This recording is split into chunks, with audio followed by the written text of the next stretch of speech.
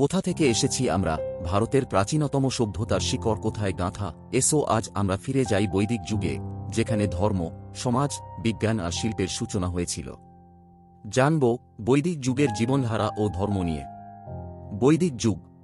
বৈদিক যুগ বলতে বোঝায় সেই সময়কে যখন ঋগ্বেদ, যজুর্বেদ, সামবেদ ও অথর্ববেদ রচিত হয়েছিল। সাধারণভাবে এই সময়কাল ধরা হয় খ্রিস্টপূর্ব 1500 থেকে খ্রিস্টপূর্ব 600 সালের মধ্যে। এটি ছিল ভারতের আদি আর্যদের যুগ। এই যুগ থেকেই শুরু হয়েছিল ভারতীয় সভ্যতা ও সংস্কৃতির মূল ভিত্তি। জীবনধারা।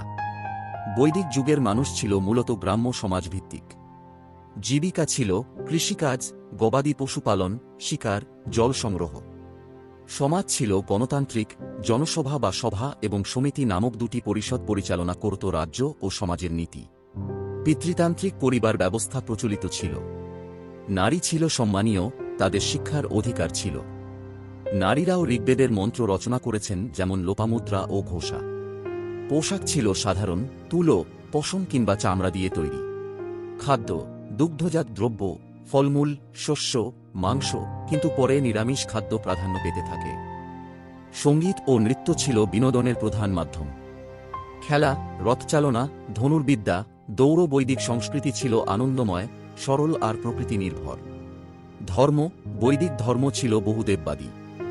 দেবতারা ছিল প্রকৃতির শক্তির প্রতীক। ইন্দ্র, বজ্র ও যুদ্ধের দেবতা; অগ্নি, অগ্নিদেব; সূর্য, বরুণ; জল ও ন্যায়, বায়ু, উষা, ভোরের দেবী। ধর্মীয় অনুষ্ঠান, যজ্ঞ, অগ্নিতে আহুতি প্রদান করে দেবতাদের সন্তুষ্ট করা হতো। বেদমন্ত্র ছিল ধর্মীয় আচার অনুষ্ঠানের কেন্দ্রবিন্দু। কোনো মন্দির বা মূর্তি পূজা তখন ছিল না। রূপকল্পনা ছিল পরিষ্কার ও সরল, প্রকৃতি ও দেবতার মধ্যে সরাসরি সংযোগ ছিল। জ্ঞান ও বিজ্ঞান।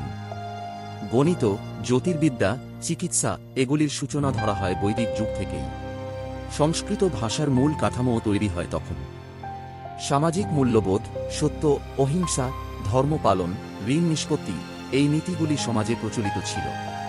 পরবর্তী পরিবর্তন। বৈদিক যুগের শেষে গড়ে ওঠে উপনিষদীয় চিন্তাধারা, যা আরও গভীর দার্শনিক চিন্তার দিকে এগিয়ে যায়।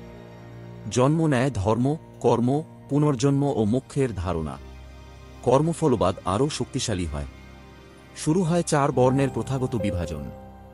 বৈদিক যুগের উত্তরাধিকার। ভারতের আধ্যাত্মিক চিন্তাধারার মূল শিকড় গড়ে ওঠে এই বৈদিক যুগ থেকেই। সর্বং খল্লিদং ব্রহ্ম, সমগ্র জগতেই ব্রহ্ম, এই ধারণার জন্ম তখনই। আজও আমরা যে সংস্কৃতি, মূল্যবোধ এবং ধর্মীয় আচার পালন করি, তার অনেকটাই বৈদিক যুগের উত্তরাধিকার। বন্ধুরা, বৈদিক যুগ ছিল শান্তি, প্রকৃতি ও জ্ঞানের যুগ। সে সময়ের মানুষ প্রকৃতির প্রতি শ্রদ্ধাশীল ছিল, সত্য ও ধর্মের পথে চলতে শিখেছিল। আজকের এই বৈদিক দর্শন আমাদের শেখায় প্রকৃতির সঙ্গে সামঞ্জস্য রেখে জীবন যাপন করতে, সত্যকে সম্মান করতে এবং জ্ঞানের পথ অনুসরণ করতে। যদি আপনি এই গৌরবময় ইতিহাস পছন্দ করেন, লাইক দিন, শেয়ার করুন এবং চ্যানেলটি সাবস্ক্রাইব করুন। বৈদিক যুগের জীবনধারা ও ধর্ম এক প্রাচীন ইতিহাস, যা আজও আমাদের মন ও মস্তিষ্ককে আলো দেয়।